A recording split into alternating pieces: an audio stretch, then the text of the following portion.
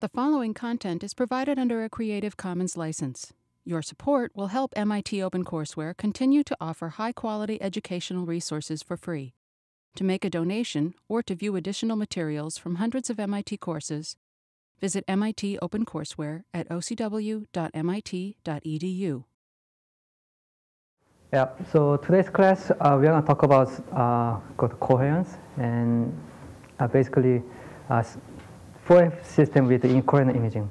So particularly this topic is very important if you want to take optics course, because we're dealing with coherence and incoherence. So yeah, so far we have dealt with the 4F system with a coherent illumination, basically laser light from a point source, pinhole. So the coherent plane waves illuminating the 4F system, and the frequency content appear at the free plane, and you can put the pupil mask to play with the the spatial filtering, and you're gonna get some image at the alpha plane. But in everyday life, if you use your digital camera, we are not using the really laser illumination, right? You mostly use this ambient light, or if it's too dark, then you're gonna use the flash light. So today we are going to talk about more realistic case. We use the incoherent light. By the way, the difference between coherent and incoherent is basically you can make the interference with the coherent light, right? So if you want to make interference, you are using laser. But in most cases, like this white light source, you are not going to see interference. So we are going to define what coherence is, and there are two kinds of coherence: temporal coherence and spatial coherence. And the rest of the topic is pretty straightforward. We are going to define incoherent Poincare function and its free transform pair, which is optical transfer function, and modulation transfer function, which is modulus of OTF, and we're going to see what MTF means, and we're going to compare the difference between spatially coherent and incoherent imaging. Okay, so as I just described, the coherence is basically ability to make interference. So if you have incoherent light, you cannot make interference, and if you have coherent light, then you can make the interference. And I'm going to describe later, but mathematically, actually the coherence is nothing but the correlation of wave at two time-space points, which means we have some light, and you just sample two points. It could be different time point, but you combine them, and if you see interference, then you can say it is coherent. But if you don't see interference, then it is incoherent. So first, let me describe what's going to happen if I use the incoherent light in Michelson interferometer. So here we have the Michelson interferometer. So with from the point source, the light. From the point source, light is coming in this direction, and at the beam splitter, half of the light just transmits the beam splitter, but the other half is reflected.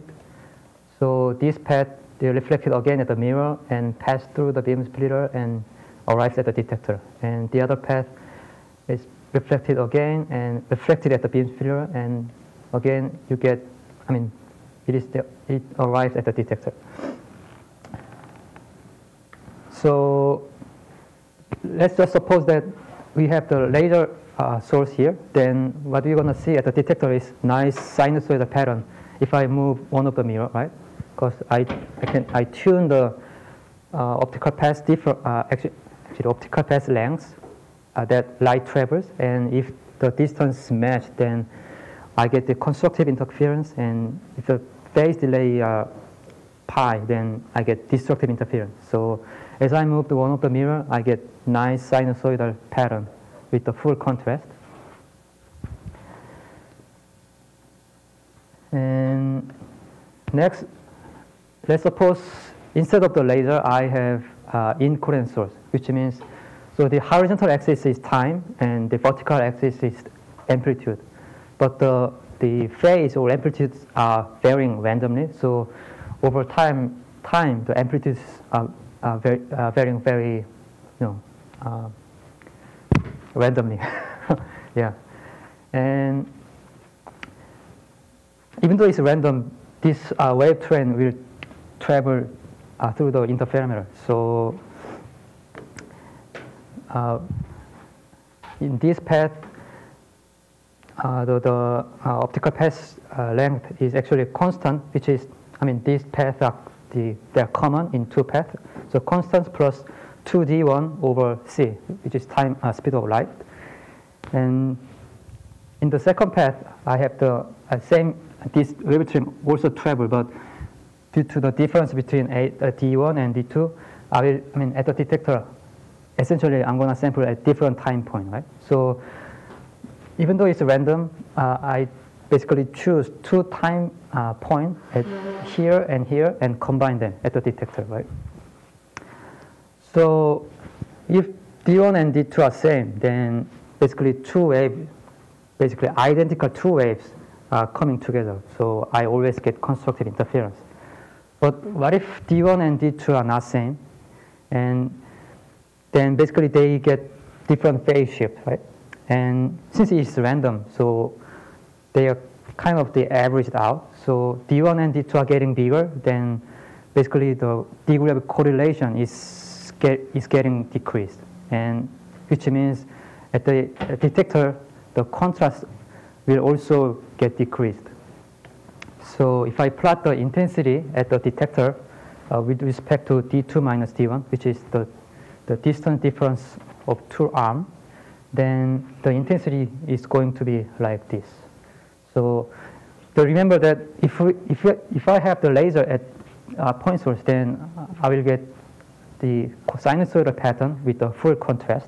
But since now I have the randomly varying source, this envelope is getting attenuated like this. So if I have the more rapid decay curve, which means I have more incoherent light, right? And if I have the slowly decaying envelope, then it's more coherent.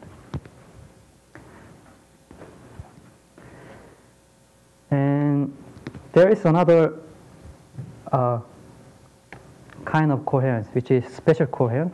So basically the concept is the same, but we only define the correlation in space domain. So now I have the Young interferometer, which I have the two pinhole, X1 and X2, and I put the detector at the center of the two pinhole. So from this pinhole, we see, the spherical wave is going to be emanating, but since it is at the center, these paths are exactly the same. And first, let's suppose we have laser illumination. So I have the plane wave coming in. Then this spherical wave will make the Young's interference, right? So I'm going to have the sinusoidal pattern with the full contrast at this plane, but I'm just seeing at one point. And again, if I have the randomly varying wave here, so in this case, this horizontal axis amplitude and vertical axis is space instead of time. So this amplitude and phase are randomly varying over space. Since I have two pinholes, so I essentially sample at 2 points here and there and combine them. So again, if these two pinholes are very close, then these sampling points also very close, right? So the amplitude and phase are more likely similar. There is big chance, right? But if I move these two pinholes the upward and downward, so like this, then the spacing between two pinholes are getting bigger, and basically I lose the correlation, which means the spatial coherence is getting attenuated, getting smaller. So again, if I plot the intensity at the detector with respect to X2 minus X1, which is the spacing between two pinholes, then intensity varying like this, right? Again, remember, if I have the laser, then it doesn't really matter I mean, I always get the full contrast, right? Even though the frequency of the, at the observation plane, the frequency of the interference is changing, but I always get the full contrast, but contrast getting smaller if you have the incoherent source.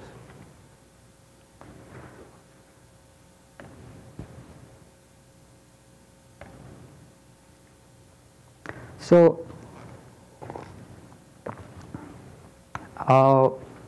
let me describe mathematically why this happened.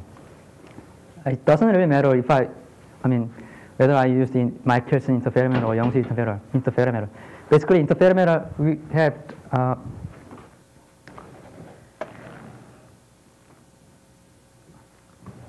we have two waves, right? So A1 e to the pi 1 and A2 e to the pi 2. Basically, we have two waves. I can sample in space or time domain, but anyway, I'm going to have two waves and just add them together and take the magnitude square, which is intensity, right? So Michelson interferometer, this is, basically these two waves came from the different path length, D1 and D2. And Young's interferometer, basically, they came from the two different pinholes, X1 and X2. But anyway, I can always write the interference of two waves as like this. So wave 1 and wave 2, its magnitude square is going to be I naught and 1 plus m cosine the phase difference. Is that valid only to the same frequency? Yeah, we're assuming monochromatic, yes. You can write, we use assuming monochromatic because we are using phase notation, right? So we write we write phasor, but actually there is e to the I omega t, right? So yeah, we assume it's monochromatic. Yeah. But even though it's not monochromatic, you can always write just addition of two waves, right? It really doesn't matter. So yeah, so interference is basically the DC term, which is I naught. So I naught is actually A1 scalar plus A2 scalar, which is intensity of the wave 1 and intensity of the wave 2. So DC term is just addition of the intensity, and we have some cosine modulation term. And so this is basically interference. So if you have a coherent light, then we have some DC term and have a sinusoidal modulation, right? And as the phase vary, and we're going to see the sinusoidal pattern is changing. But remember that this optical frequency is very fast, like the tens of gigahertz or more than that. So actually, what we measure, intensity is time average of this guy. So we're gonna take the time average of intensity, and if you do the math, actually we have the DC term and this kind of modulation term, which is time average of cosine with the phase difference. But remember that if we have incoherent light, this phase difference is random. So what is the average of cosine of random phase? Press button.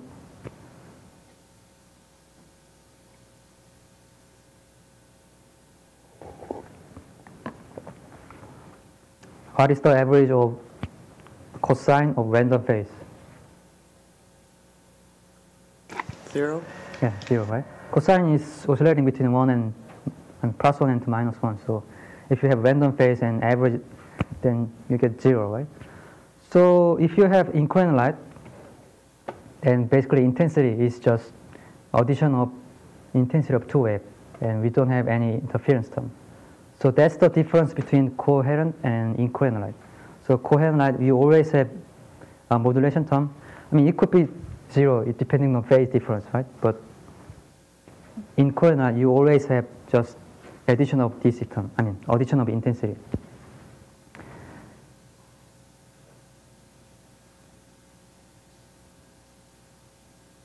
Yeah, so if it's perfectly incoherent, then we have just addition of intensity. And actually, coherent and incoherent is very, actually two opposite extreme case, right? So, I mean, it's just like monochromatic. We are not gonna, I mean, in real case, we are not gonna have really monochromatic source. Our source is always finite bandwidth, right? It's not gonna be delta function. So it's same thing. We are not gonna have the perfectly coherent or perfectly incoherent. Everything is partially coherent. So if you wanna deal with that, and you have to apply basically statistics to all these Fresnel and Fraunhofer, I mean, this kind of Fourier optics. So it's called the statistical optics, and it's covered in 2.717. So if you want to learn more about it, then you can take 2717. But nevertheless, the coherent and incoherent case is enough. They are enough to describe many phenomena. So we are focused on coherent and incoherent, state actually. Okay, a little bit fast. So, oops, sorry.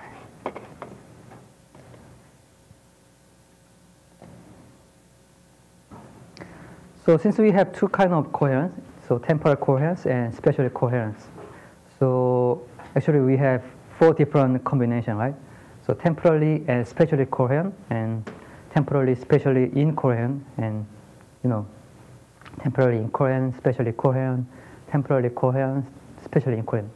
So the rule of thumb, so temporal coherence is related to the bandwidth of your source, and basically the color of your source. So if you have one color in monochromatic, then it's question? Yeah. Where do diode lasers go in that chart? Diode laser is more like temporally and spatially coherent. Yeah. So let me just continue. So temporal coherence is related to color. So if you have laser like single color monochromatic, then it's more like coherent. But if you have white light like this fluorescent lamp or halogen lamp, then it's broadband, so it's temporally incoherent. And spatial coherence is related to actually the size of the source and the distance. So everything coming from the point source is spatially coherent, because they are basically coming from the same point. But if your source is extended, like bulb, you have the filament in the bulb or this kind of fluorescent light, then it's spatially incoherent. So monochromatic laser source, laser is very monochromatic, and the output is very small. So laser is typically very temporally and spatially incoherent, and that's why people use it in interferometry. And white light source, and if you are nearby the white light source, then it's more like temporally and spatially incoherent. And actually, these two are a little bit interesting. So temporally incoherent, but spatially coherent. So if you put a pinhole, small pinhole, in front of the white light, then it's temporally incoherent because it's broadband, but it's coming from pinhole, so spatially coherent. At the same reason, the sunlight is very spatially coherent, but temporally incoherent. But sun is very huge, but also the distance is very huge, right? So if you see the sun, then it looks, so sunlight is coming from point source, right? So that's why it's spatially coherent. And yeah, the light from, press the button, please. Doesn't work? Yeah. Oh, yeah. But anyway, so one of the terms that heard come up is coherence length, which I guess relates to bandwidth to measure coherence, but what exactly is coherence length describing? Yeah, that's a good question. So actually, it's a little bit lengthy to explain, but what essentially the light, this kind of light is, you excite some atom, and when they are going down, you get the energy, right? Basically light energy by E to the, E energy is h nu, right? So, but it's not, I mean, this kind of spontaneous emission is not correlated. You have many, many atoms, but they are not synchronized, right? They are very emitting randomly. So you basically you have some finite wave train. So in that wave train, you get basically coherent light. But you have many, many of them with the random phase. That's why you add them together, then you get incoherent. So coherence length is essentially what is the length of the finite wave train that you can define deterministic phase. So D1. So just imagine that Michel's interferometer. If you have the optical path difference D1 minus D2, but that difference is within the distance, then you get interference, right? That's why we call the coherence length and coherence time. And yeah, essentially that's it. So remember that if we have the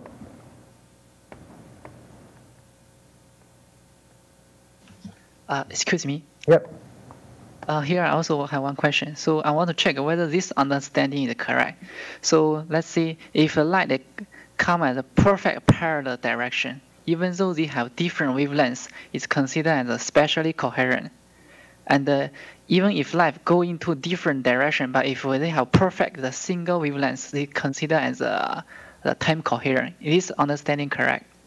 So actually, if you have plane wave, then you already assume your wave is spatially coherent. Because plane wave, it doesn't really matter where you sample, right? They have always in phase, right? So your assumption is spatially coherent. If you assume spatially coherent light. And you mean even if they have different wavelengths? Yes. Yeah, even though you have different wavelengths, that's temporally incoherent. But in space domain, you have spatially coherent. Yeah. And another way to think of spatially incoherent is you have many, many plane waves, propagating all the different directions, but they are randomly, they have random initial phase. So, basically, spatially incoherent light, you cannot really define unique propagation direction. Yeah, but spatially coherent light, you can always define direction. I mean, even though spherical wave, it has all the direction, but you can always say, if you define the position, then that position you have k vector, right? So you can define the direction.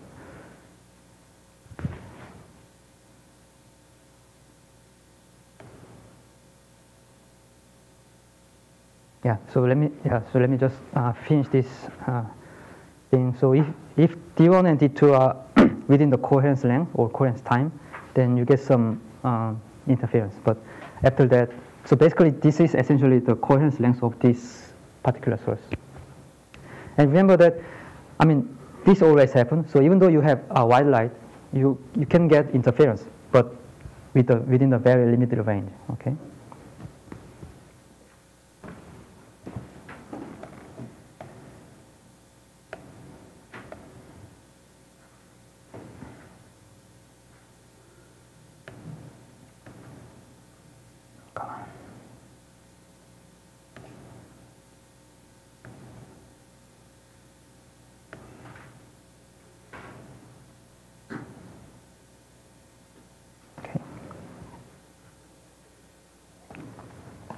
Where did I stop?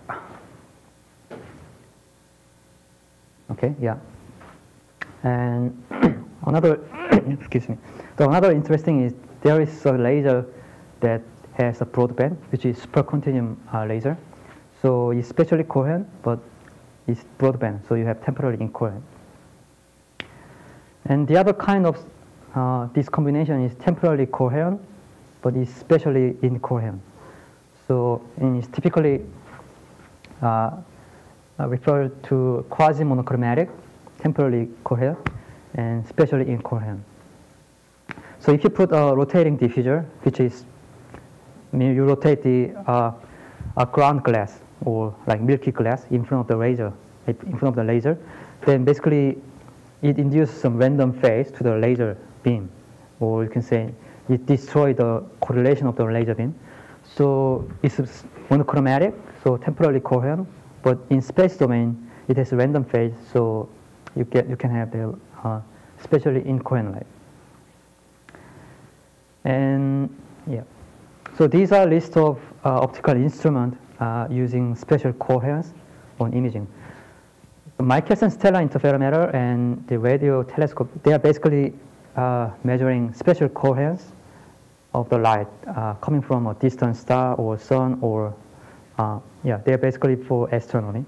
So they can measure, for example, diameter of a distant star. You remember the spatial coherence is related to the source size and the distance. So if you properly measure spatial coherence, actually the envelope of the spatial coherence, then you can estimate the diameter of the star. I believe Michelson got Nobel Prize for this.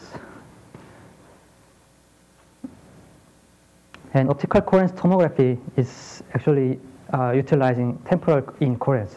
So as I just described, even though you have white light, if you properly match the optical path difference, then you can get interference within a very small range. So let's say you have multiple layers, like tissue, and you construct a Michelson interferometer with the white light, and as you move the other mirror, then if the optical path difference match, then you get interference. But if you slightly off that point, then you don't get the interference, right? So if you plot the interference versus the distance of the mirror, then you can see kind of the peak whenever you have the right position. Whenever you have the right position to the each layer, right? So you can kind of do the optical sectioning. And in the lithography, like fabrication technique, people use some special coherence to basically make some it's a nice pattern.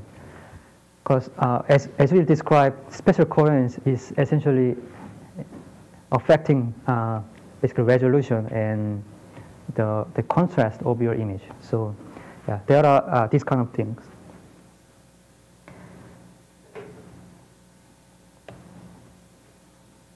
Okay. So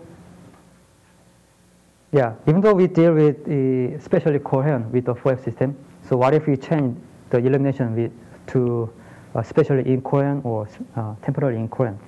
And obviously my image will be different depending on the coherent state. Actually, that's the bottom line of the today's lecture. So the first, if we have the temporally incoherent, basically if you have the broadband or many colors, then the chromatic aberration is typical evidence that I have temporally incoherent source. And how to deal with it if you have the many colors? It's pretty straightforward, right? So you can define point spread function or ATF or whatever it is. You can define that thing for each wavelength. So for example, if I can define point spread function for red wavelengths, I can define point spread function for blue wavelengths. So it's just, you can do the straightforward fashion. And spatial coherence is a little bit, you need to be careful. So actually this is the take-home message of the lecture. If the illumination is spatially coherent, then input field is convolution of the, output field is a convolution of input field with the coherent point spread function, as we all know, right? But if the illumination is spatially incoherent, then output intensity, not the output field.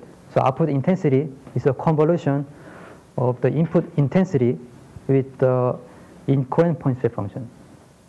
Okay, so yeah, so that's the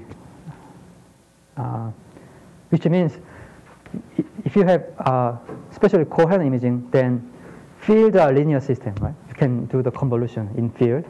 But if the illumination is incoherent, then intensity is a linear system. So you can deal with the intensity with the convolution. So yeah, so rest of the lecture we are gonna deal with the spatial incoherent illumination. So how we can define point spread function and transfer function and etc.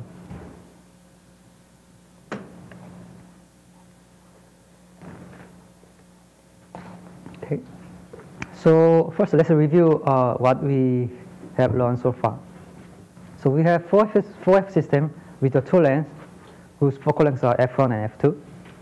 And typically, we put our input transparency, a grading, at the input plane, and we illuminate with a spatially coherent illumination, and also temporally coherent, right? So the input field just right after the input transparency is going to be just product of the illumination field and the complex transparency. That's the input field. And you're going to take the Fourier transform to get the field at the Fourier plane, and another Fourier transform, you'll get the final image. And from that, we all know that amplitude transfer function is nothing but the pupil mask function with the coordinate scaling, right? So ATF, H of U and V is some constant, and pupil mask function and lambda F1 U and lambda F1 V. And the point square function in field is just Fourier transform of the ATF. So, or you can say it's Fourier transform of the pupil function. So this is the coherent point square function, and you can define the point square function in reduced coordinate. And the relation in between input and output field is this convolution, right? So G output, output field is convolution of input field, and this is coherent point square function, which is defined in field. So this is the stuff that we all know. So the next thing is, let me put the two pinholes at the input plane. So, and illuminate with a spatially coherent light. So basically, we have young interferometer here, and I'm going to image that pattern. And since it is coherent, it is illuminated with the coherent light. So what essentially I have at the image plane is actually two point square function, so coming from two pinhole, right? So in the upper image actually coming from the lower pinhole, and the lower image actually coming from the upper pinhole. But I have the addition of two point square function, which is shifted by the position of the two pinhole, and I may have some initial phase, A1 e to the phi 1 and A2 e to the phi 2. But the bottom line is, in coherent case, I just have coherent addition of two point square function like this. And to get the intensity, as you all know, you just take the magnitude square of the sum, and if we expand it, then we have 2 DC term, which is intensity of the first point square function and intensity of the second point square function, and we have some additional modulation term, which means I have some interference, right? So it's A1, A2, and real part of this guy, but real part is always cosine, right? So if you change the phase, you have some sinusoidal modulation term. Yeah, so this is sometimes called interference term or cross term. Implies that you have interference. So with this parameter, so initial phase is just e to the negative pi over 3, and the other one is the positive pi over 3. Then if I plot this intensity, then I'm going to have this blue line. Yeah, so this is the case of spatially coherent illumination. And so next, let's suppose if I illuminate with the incoherent illumination. So as I described earlier, so the difference between incoherent and coherent is, I don't have interference term if I illuminate with the incoherent source, right? So at the intensity, I only have these two terms, just intensity of the first point square function and intensity of the second point square function, and I don't have the extra cosine term. So this is just intensity. So if I plot the intensity with the same parameter, then this is how it looks like. And if I put together, then the upper left is the two intensity profile of coherent and incoherent illumination. So they are slightly different, right? And if I play with a different parameter, like with different initial phase, and in this case, my point-set function has extra linear phase term, then the difference is quite dramatic. So you always have to be careful what kind of coherence your illumination is. Any question?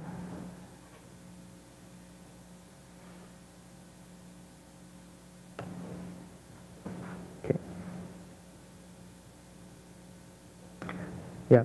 So in previous case, which is spatially coherent, then the input field and output field is they are linear, so you can use the convolution.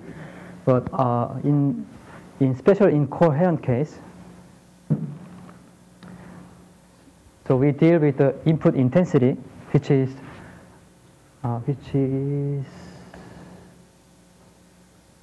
no.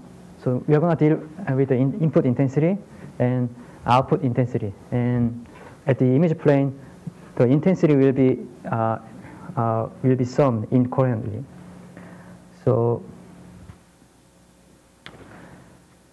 I illuminate with the intensity. I mean, incoherent illumination with the intensity I illum, and G sub T is the complex transparency. But you know, this is field, so you have to take magnitude square. So product of this guy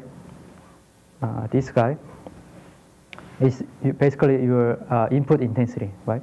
So this is illumination intensity and intensity of your grading, and this is point-spread function, actually coherent point-spread function, but you take the magnitude square, right? Because you take the magnitude square to get intensity.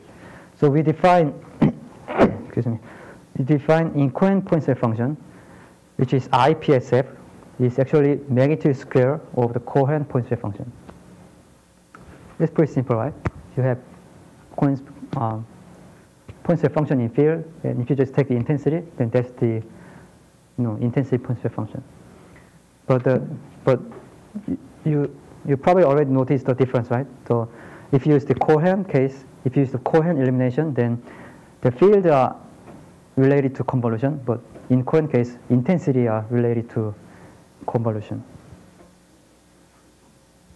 And point-spread function are different.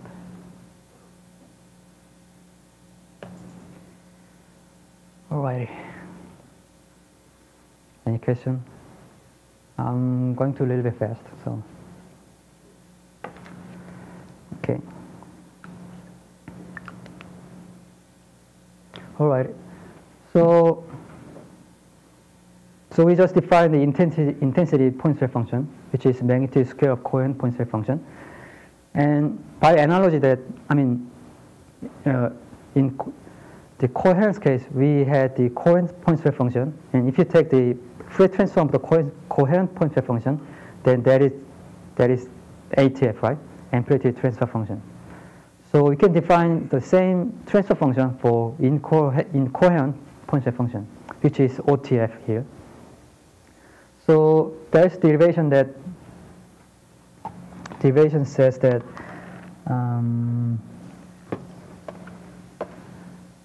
so actually, so small h is the coherent point-spread function, and the capital H is ATF, so they are Fourier transform pair. And HI, which is intensity point-spread function, is the magnitude square of the coherent point-spread function. But HI and OTF, which is this weird H, they are here. Actually, they are also Fourier transform pair. So if you go through this derivation, then it will prove. Actually, they are. Actually, it will prove that OTF is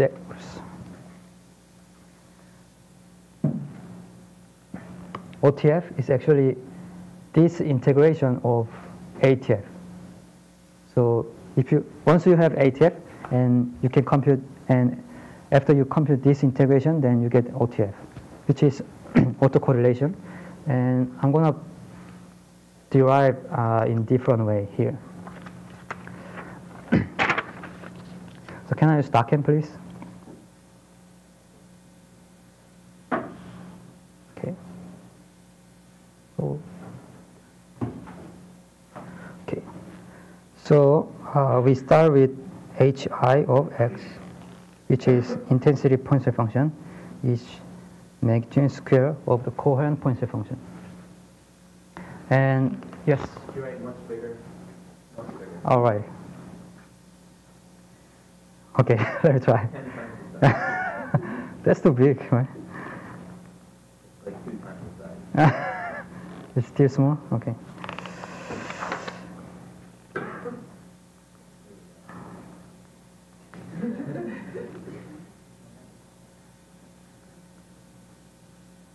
It will get smaller. Yeah, we start with this thing, and we know that the OTF is Fourier transform of intensity point wave function, right? Oops.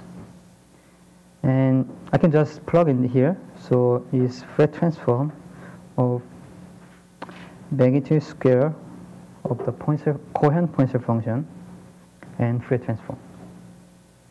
And since this is complex quantity, I can write as h of x and its complex conjugate, right?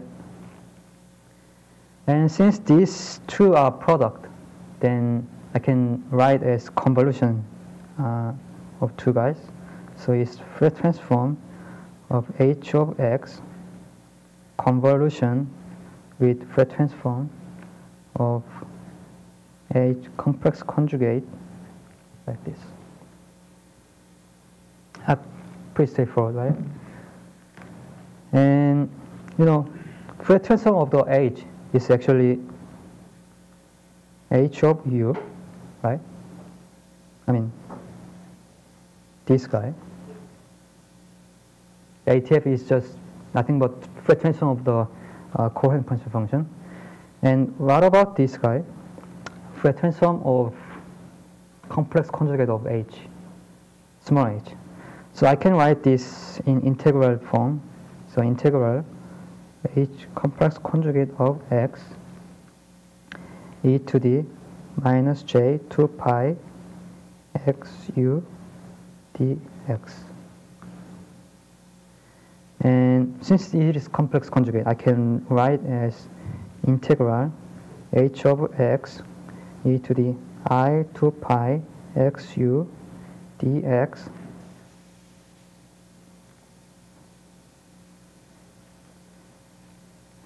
x and conjugate, right? So I can write as OTF is h of u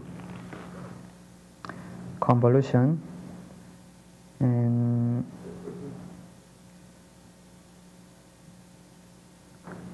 complex conjugate of Fourier transform of like this. Actually, inverse Fourier transform. Yes. Thanks. So actually, this inverse Fourier transform, if you remember, the definition of the Fourier transform is actually, integral h of x e to the I 2 pi x u dx. But you can write as h of x e to the minus 2 pi x minus u dx. So actually, it is Fourier transform and h of x, but you change the spatial frequency variable as a minus u. So it's going to be h of minus u.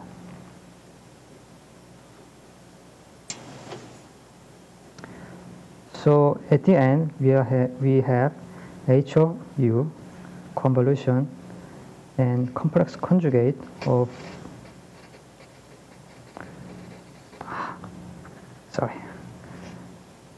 H complex conjugate of minus U.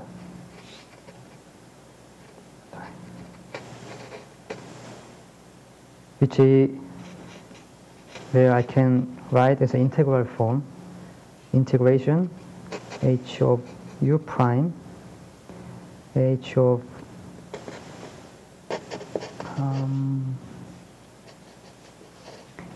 minus U prime complex conjugate and du prime. So essentially integration H complex conjugate, so I have H of U prime complex conjugate U prime minus U du prime, which is essentially this guy in one-dimensional geometry.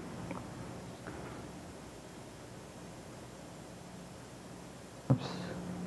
And sometimes we denote by H of U and star H of U, which is auto correlation.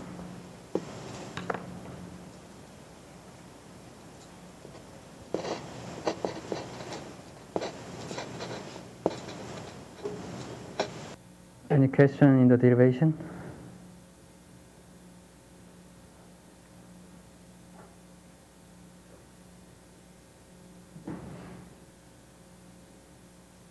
Okay. So before we move on, can anyone guess what this integration means? So you are gonna compute the OTF, which is autocorrelation of the ATF, but this integration is basically you have H, and you take the complex conjugate, but you shift, right, and take the integral.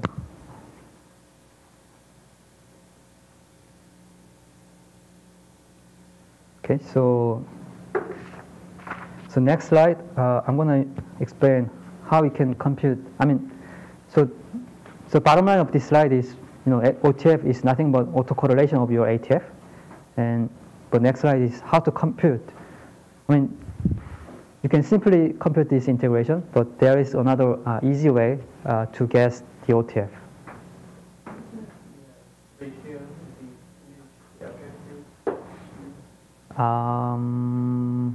Conceptually, yes. Actually, Fourier transform of the input intensity and Fourier transform of the output intensity, and the ratio of the two guys. Yeah.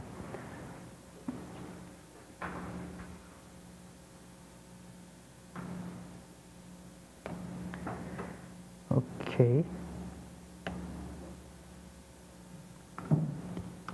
So let's first compute the OTF for the simple case. I have the rectangular aperture in my pupil plane, at the Fourier plane. And from that, I know that the ATF, H of U, is just vector function and U over U max. So U max is defined by the physical size of your pupil function, right? And so which is X double prime max, and with the scaling factor of lambda F1. So this is the ATF. And I just proved that OTF is autocorrelation of ATF. In integral form, I have this integration.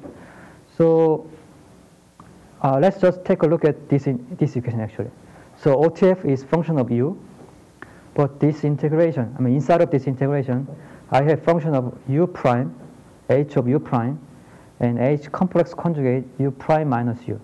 So I have the first function, which is essentially same as my original function, right? Even though I change the variable U from U to U prime. But this guy is function of U prime, but U shift by U, right? And take the integration, and this whole thing is function of U, which means you're gonna compute this integration for every U, and then you get OTF, right? And this integration is basically you have two functions. One is shifted by U, and multiply them and take the integration, which is essentially you compute the area of the overlapped area of the two functions, right? So graphically, if I have the rect function and plug in this integration, I have this integration. But I can imagine 4 different situations. The first, so this first rect function is the green rect function, and the second one, which is moving, is a green rect function. So if they are not overlapped, then I get simply 0, right? The first situation. And as soon as they are overlapped, and then the overlapped area is getting linearly increased, right? So I get this u plus u max until they are completely overlapped. And then, so this is second situation. And then, once you move a little bit far, then basically this overlap area is getting decreased. So this is third situation, which is this guy. And eventually, they are not going to overlap. So I get 0 again. Remember that this OTF is function of u, which is the amount of shift of this green rect function.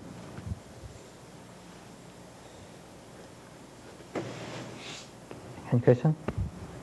Yeah. So if you plot this overlapped area, like this guy and this guy, with respect to u, then actually we are going to get a triangular function, which looks like this one. And we, of course, we normalize at the 0 frequency. So at the 0, we always have a 1. So you notice the difference between these two? So ATF, my ATF is nothing but my pupil function, right? Just rect function. And the cutoff frequency U max is defined by my physical size of the pupil with the scaling factor. But OTF, it is autocorrelation. So the shape is now the triangular shape. But also the cutoff frequency, the U max, is twice of the U max. Because, basically you go through all this process. So you get twice of the cutoff frequency.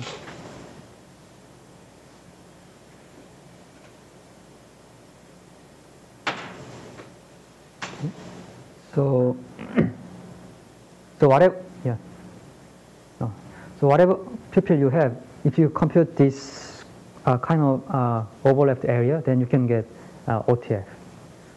So in Goodman's book, if you have a rectangular square aperture, then if you go through this autocorrelation, then you can get this kind of OTF. So this is just linear, completely linear in U and V direction. So yeah, again, the fx and fy, they are U and V in our lecture note. And if you have the circular aperture, it's almost linear, but it's slightly curved at the edge. Yeah, but essentially they are the same thing. So if you move around 2 circles and compute the overlapped area, then you will end up with this. You will end up with this function. Okay, I guess this is a good time to take a break.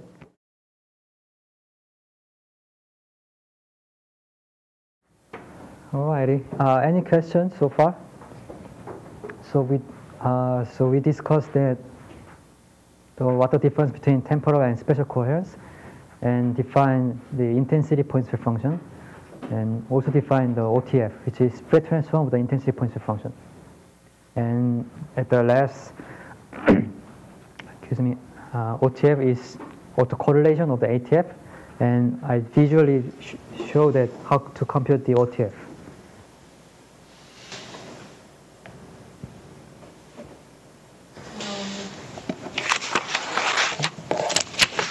So let's just summarize what we discussed so far. So first, we all know that coherent points per function is nothing but an optical field generated by a point source at the input plane, right? And yeah, that's the field. And also you know that coherent point set function is Fourier transform of your purple function with the coordinate scaling. And incoherent point set function is magnitude square of coherent point set function. Or another way to say is intensity point set function is intensity of the field coherent point set function.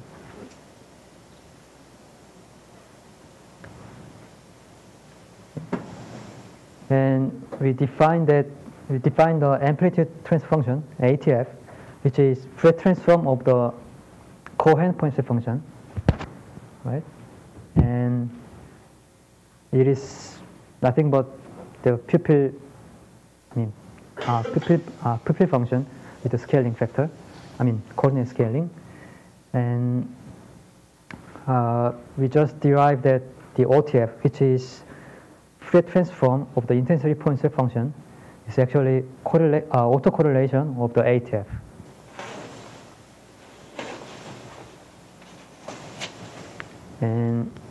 And the rest of the lecture, we are probably we are going to mostly deal with the MTF, which is magnitude modulus of the OTF. Actually, it should be OTF. So MTF is the magnitude component of the OTF. In terms of input and output, we are dealing with linear system approach. So if we have the spatially coherent illumination, so G sub illum is the illumination field, and I have the thin transparency, the complex transparency, G sub T, then my input field is just product of my illumination field and complex transparency. So G sub in, that's the input field. And if I convolve with the coherent point set function, that's going to be my output field, which is G sub out. And I can think of, this whole thing in frequency domain, right? So if I take a Fourier transform, capital G in is actually Fourier transform of the of small g in, which is a Fourier component of my input field. And convolution is multiplication in frequency domain. So I multiply by ATF. Then I'm going to get G sub, capital G sub out, which is Fourier transform of my output field. And if I have the spatially incoherent illumination, then I deal with the intensity. So I have the intensity of illumination, and I have the still complex transparency. So actually my input intensity is illumination intensity times magnitude square of G sub T. So remember that GT is complex transparency, so to make the intensity, you have to take magnitude square. So this is my input intensity. And in coherent case, it is linear in intensity. So you have to convolve with the intensity point set function, which is magnitude square of the coherent point set function. Then you're going to get in output intensity. And again, in the frequency domain, we can take the Fourier transform. So G sub I, how can I say? Capital GI, input, capital G sub I in, which is input Fourier transform of the input intensity. And you're going to multiply by OTF, which is autocorrelation of the ATF. And you'll get the Fourier transform of the output intensity. Yeah. So actually, if you're familiar with the control theory, then you probably know the body plot. So body plot is nothing but you have, in frequency domain, it describes the weighting function that is going to be multiplied by your input and produce your output, right? So this ATF and OTF and also MTF, they are basically the same thing. You multiply your so basically this transfer function in frequency domain describe the weighting function that is going to be multiplied by your input, and you can just compare the. And also another way to say it is the ratio between input and output. Okay.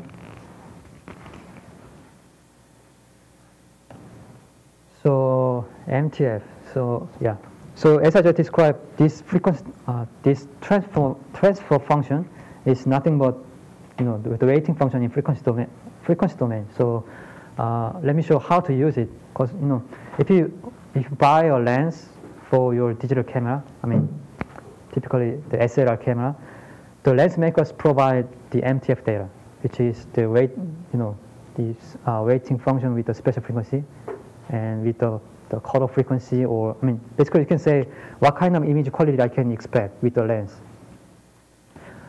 So first, let's consider I have the grating, whose amplitude transmission function is given by this equation. So the input intensity is going to be,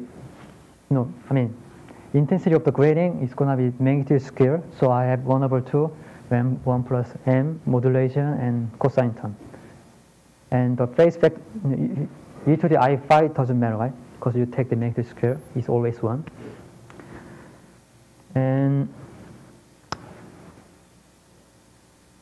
so Fourier transform of this intensity input intensity is, we all know that it has three orders. So 0th order and the 1/capital lambda and minus 1/capital lambda. We have 3 different orders, and it's going to be multiplied by the OTF, which is this h, right?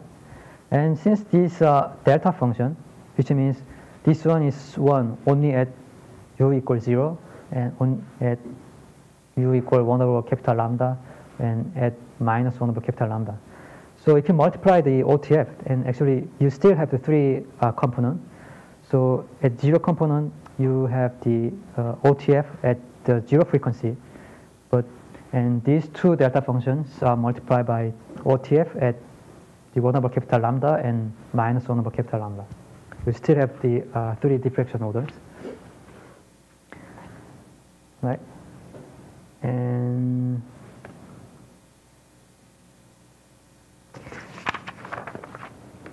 let me just go back.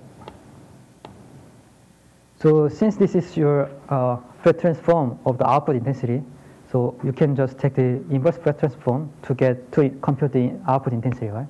But there is another important property of the OTF. So this guy and this guy. So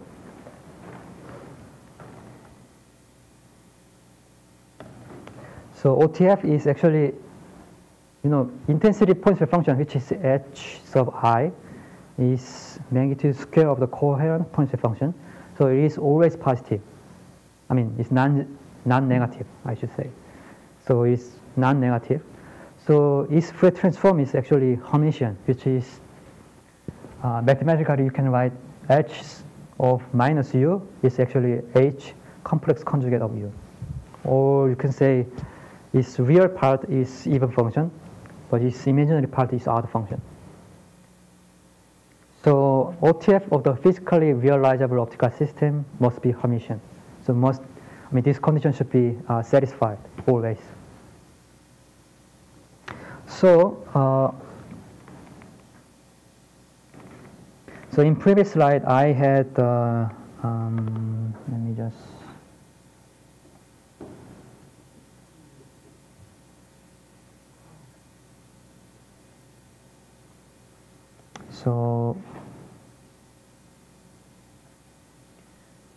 yeah, let me start them.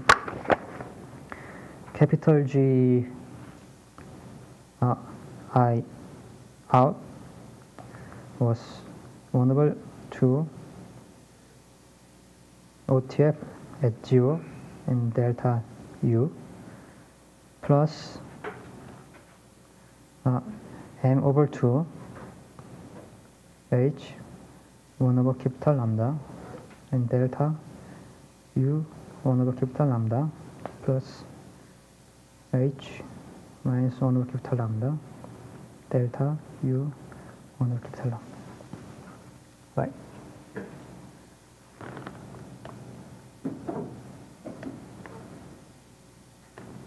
Since the OTF is Hermitian, which means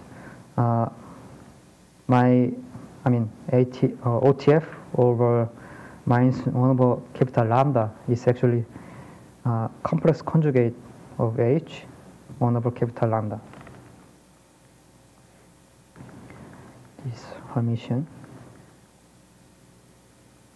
So G out, I mean the capital G I out, I can write as 1 over 2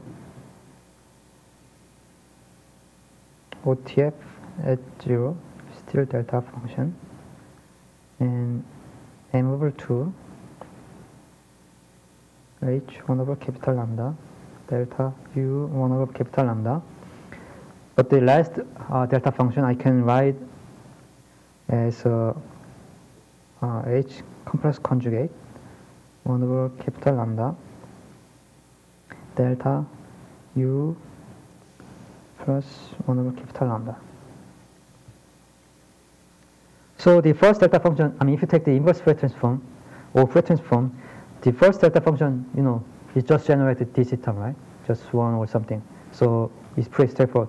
The question is still what happened in these two delta functions, because this one has, you know, H of, I mean, the OTF at capital 1 over capital lambda, and the other one is actually complex conjugate. So if I just write the two delta function part, then, and I'm going to take the inverse Fourier transform. So inverse Fourier transform of M over 2 the OTF at 1 over capital lambda delta U 1 over capital lambda plus H complex conjugate capital lambda delta U plus 1 over capital lambda. Then what is inverse Fourier transform of the delta function? It's going to be exponential, right? So M over 2 is scalar, just scalar, so it's just outside, and I'm going to have H of 1 over capital lambda and exponent e to the I 2 pi x over capital lambda plus H complex conjugate 1 over capital lambda e to the minus I 2 pi x of capital lambda.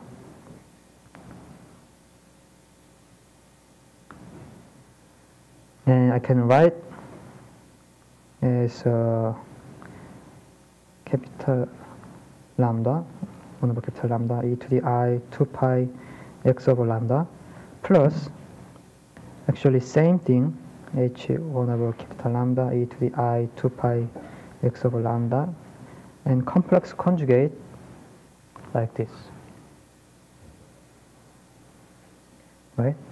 So what happens if you add A and its complex conjugate? So for example, this is A and this is A complex conjugate, and if you add them together, then you get only real part, right? Because, you know, two real part of A.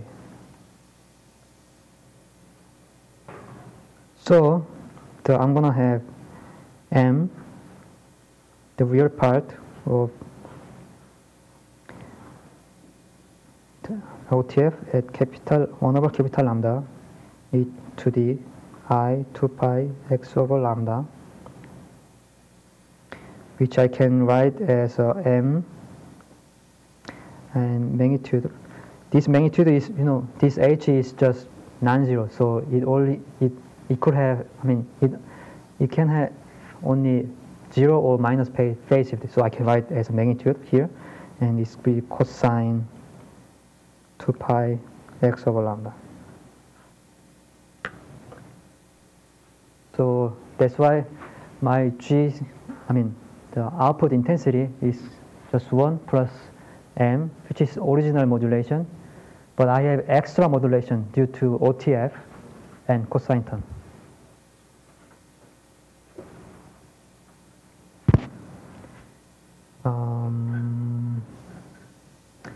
Should I prove why OTF is Hermitian? Actually,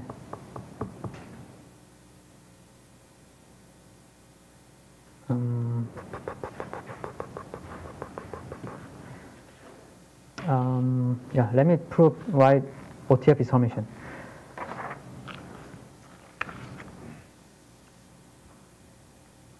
So OTF is autocorrelation of ATF, which is like this. And integration with the integral form, I can write as h of u prime, h complex conjugate, u prime minus u, and du prime. And I want to compute OTF and complex conjugate of u. So I can write as the total thing, h of u prime, h complex conjugate u prime u, du u prime, and complex conjugate. Excuse me? Yes. We're not able to see what you are writing. Means. It's too small or? Oh, okay, now. Okay. Yeah, so I just take the complex conjugate on both sides, okay? And I can change the complex conjugate, so it's gonna be h complex conjugate of u prime, h, and u prime and u, and du prime. So I just replace, just put the complex conjugate inside of the integration. And here I define the new variable, so u double prime is u prime minus u. So u prime is u plus u double prime, and du prime is actually du double prime.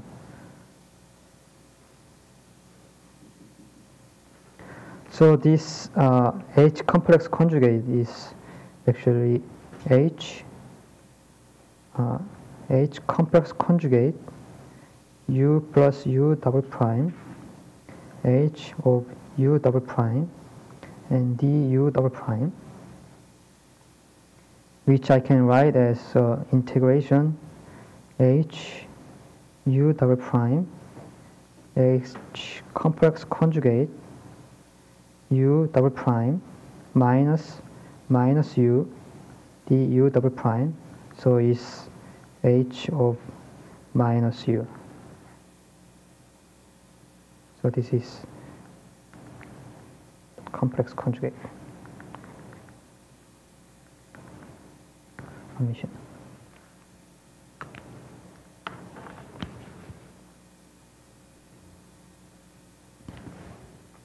Yeah, I just proved, but you can easily do that. So then the bottom line is, at the output plane, output intensity, I have extra modulation coming from the OTF. You can say this is magnitude, so you can say it's MTF, right?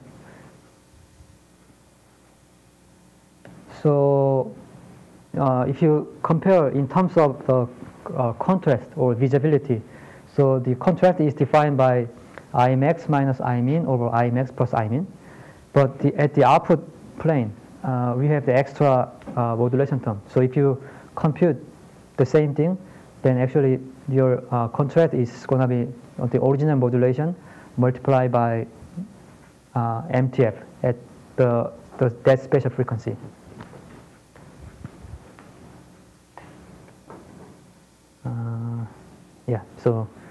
MTF is just contrast at the spatial frequency relative to the transmission to the DC component. So what does it mean? So for example, I have MTF looks like this, and I initially had the grading, actually intensity of the grading is actually 1/2 1 plus m cosine 2 pi x over capital lambda. So if I draw in grayscale, so the white is 1 and black is 0, right? So I have nice sinusoid with the full contrast like this. But the output intensity, I'm going to have 1 plus m and additional modulation and cosine term. So, and these factors you can find at the graph, right? So if you have the 1 over capital lambda, then you can find the value at that point, right? MTF at that point, this point. So if that value is 0.6 in this case, so this sinusoidal pattern will look like this. But if the modulation is 0.2, then the black become brighter and white become darker. So you kind of get the grayscale, the blurred version of the grading like this. So basically, this MTF tells you that what kind of contrast I expect with that, at this particular spatial frequency, and also it specifies the maximum spatial frequency you can resolve. You can see. Yeah.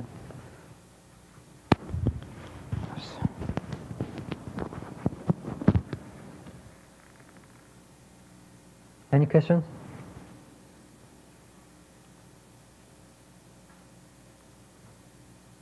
Okay. So far we just deal with the ideal thin lens with the clear aperture, like the rectangular aperture or circular aperture. So in the case of rectangular aperture, we know that the OTF is just autocorrelation of the two rect function, which is just triangular function. So it's just linear from 1 to quarter frequency, which is twice of the quarter frequency at OTF, the ATF. And if you have the circular aperture, it's almost linear except at the edge region. You have slightly curved line, but basically same thing. So this blue line and the black line we call diffraction limited OTF, because we assume the ideal thin lens without any aberration. So this is kind of maximum OTF. Best OTF you can achieve. But in practice you always have aberration, right? Chromatic aberration or any higher order aberration, or you can have the defocus or some imperfect factor in lens. So typical lens has this kind of distorted or degraded OTF like this, the red one, like here or here. So, in terms of this diffraction limited, you want to buy a lens that OTF is similar to this blue line, because, this is diffraction limited, which means the best OTF you can achieve. And let's try.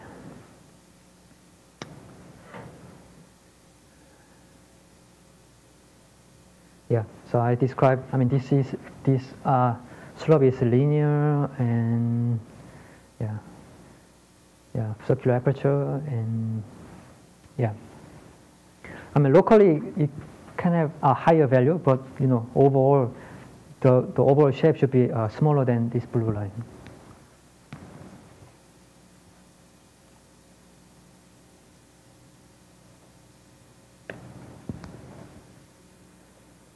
Okay, so let's just apply all this concept in in real 4F system. So we have first system was focal length f1, f2 again, and I put input transparency, which is binary amplitude grading at here, and illuminate with quasi monochromatic, which is single color, and spatially incoherent illumination, and uniform intensity. Typically we assume the intensity variation is uniform. So, well, the possible question is what kind of image we can expect at the image plane, or what is the OTF, or what is ATF and OTF and blah blah blah. So let's go through it.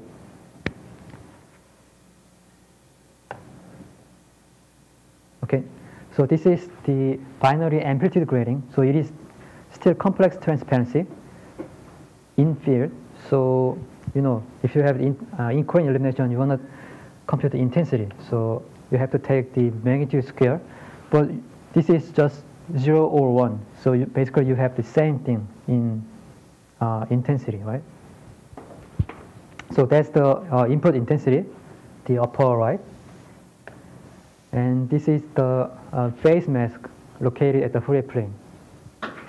And we know that the ATF is basically the same function with different different coordinate, right?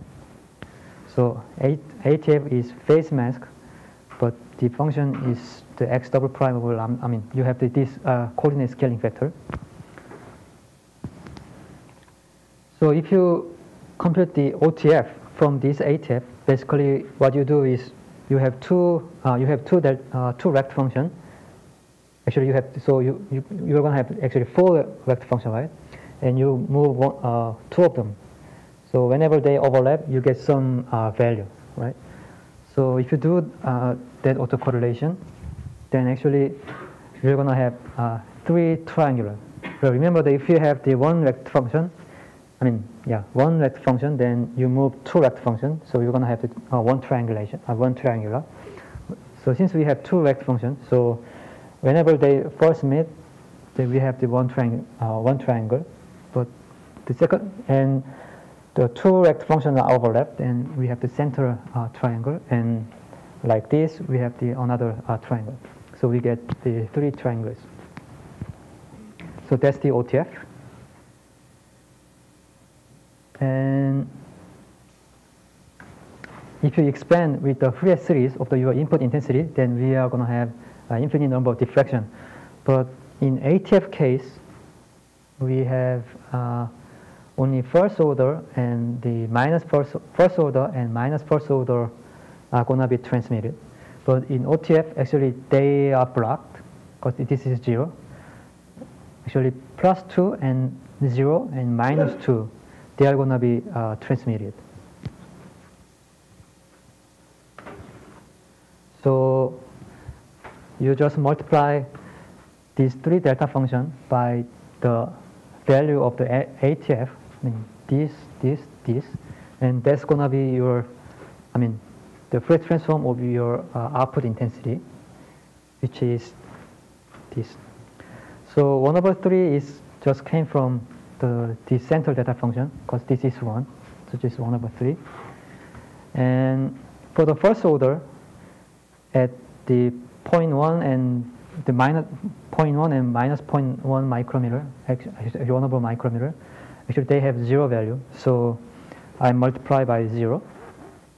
And for the second order, I have 1 over 2, which is this value here and here. So that is the Fourier transform of the output intensity. So if you compute the inverse Fourier transform of this equation, then we are going to have 1 over 3 and 1 over 2 and 2 exponential, which is actually cosine, like this. So in terms of grayscale image, we have the binary amplitude grading, which vary just black or white, like this. But if you go through this 4F system at the image, you're going to have this kind of grayscale, because contrast is just 0.1034, so it's very little, right? So, and the average value is about 0.33 or something. So basically it looks gray with the little wiggling. So ATF basically tells you the contrast of the particular spatial frequency. And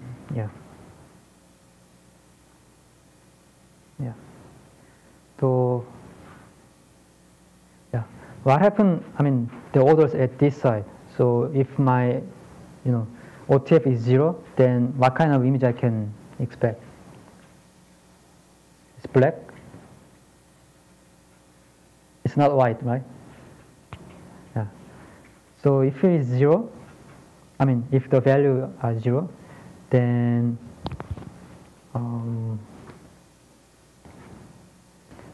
but I still have DC term, right? So some kind of grayscale, but I don't see any demodulation. OTF is autocorrelation, so you always have 1 at the DC frequency. Because if you move the 2 functions, but so when they are exactly overlap, you always have the maximum value. So you always have a DC term. Actually, that is slightly different in coherent case, right? So ATF case, you can actually cancel the DC term, right? But OTF, you cannot cancel the DC term because it's the autocorrelation.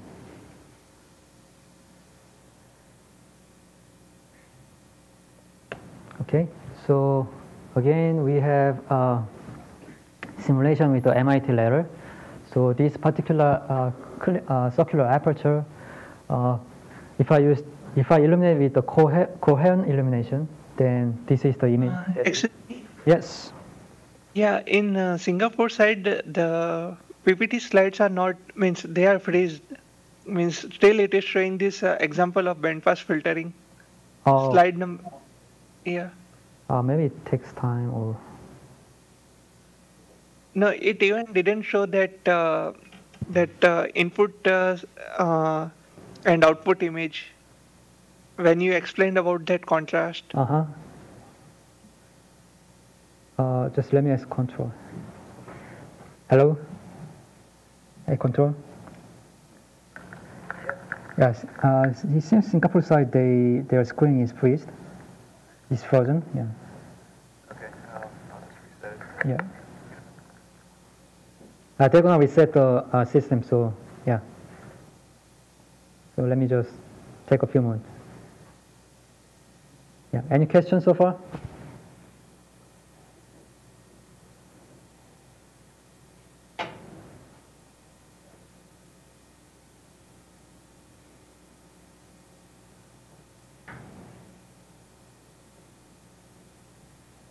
Oh, you guys have question, right? The system has a period of changes. Yes. Yeah, so actually, yeah. What happens when you put it through a learning map?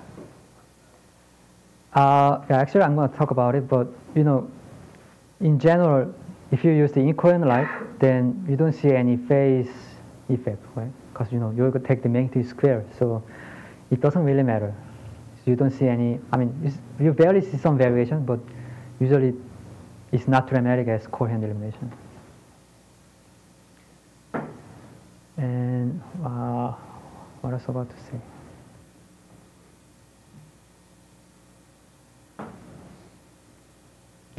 Oh yeah. So MTF is just magnitude of the OTF, right? So we haven't talked about any phase of the OTF. So what's the effect of the? I mean, what does it mean? I mean, if I have some phase variation in OTF, can anyone guess?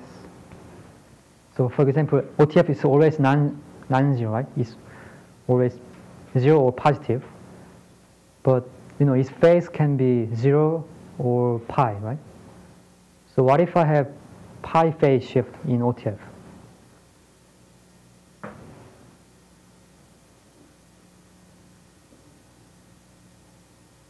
For example, I have sinusoidal grading, and at the output, I have the sinusoidal grading. But what does it mean I have the pi phase shift?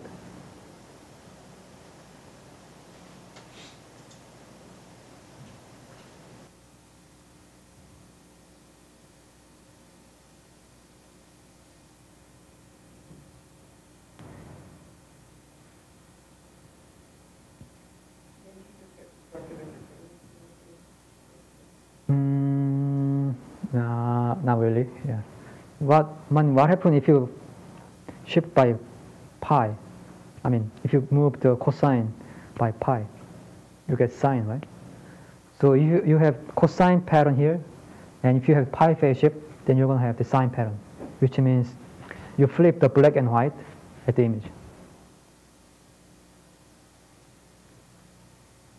Okay.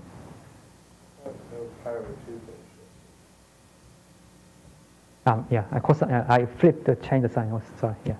So I flip the black, but still I change the black and white, right? Yeah, not the sine to cosine. Yeah, that's right. Hi, Singapore. Are you guys? Can you guys see the slide right now, or? Yes. All right. Yeah. Thanks. Yeah. I have one question. Yes. How do you introduce this pi phase shift in OTF? So if you have pi phase shift in OTF, then basically you flip the black and white. So your input image is black, let's say the black, white, and your image is going to be white, black, white, black.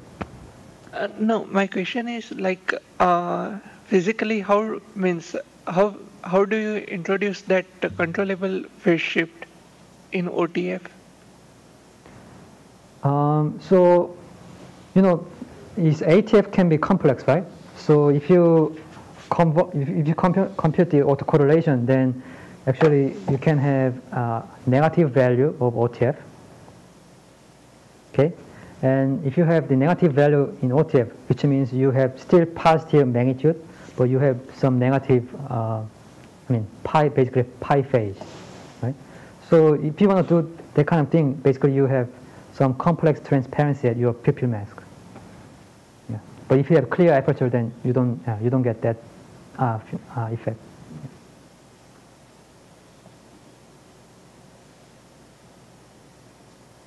Okay. Yeah. So let me continue this slide. So these two images we already seen maybe 2 or 3 lectures ago.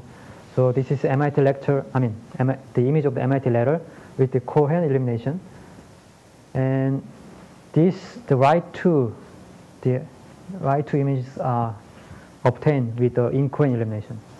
So I can notice 2 main differences here. So if I use the incoherent illumination, basically the image looks sharper than the one with the coherent, and that's because OTF has a higher, actually twice of higher cutoff frequency, right? Even though they get attenuated, but basically it can pass through the higher spatial frequency. So that's why it preserves higher frequency more. It preserves more higher frequency. Preserve higher frequency. Yeah. And it's same thing here. So with the coherent light, you barely see the I, letter I, but you can still see the MIT, right? And another difference is actually if you see the M or T, there are some variation, like black or white, some wiggling in M and T here. But in incoherent case, the intensity is more like uniform. You don't see some weird variation. So that's another difference.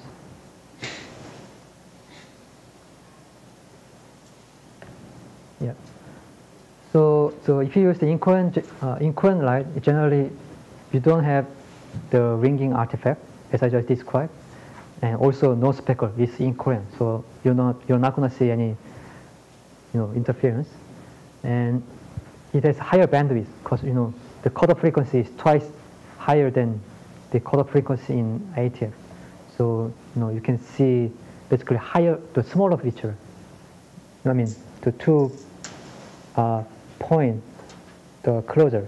Okay, so you can see the smaller feature, and yeah. But as I answered to Zhao's question, incoherent imaging is insensitive to phase variation. So and yeah. So mostly we just deal with the monochromatic and especially incoherent. But if you have polychromatic, which is broadband, and you're going to have some chromatic aberration. But again, you can define all these OTF or MTF or point wave function for each different wavelength. So you can just extend this in straightforward fashion. It's the end of show. So any questions? Yeah. So the take-home message of today's lecture is, if you have coherent illumination, then you have linear convolution in field.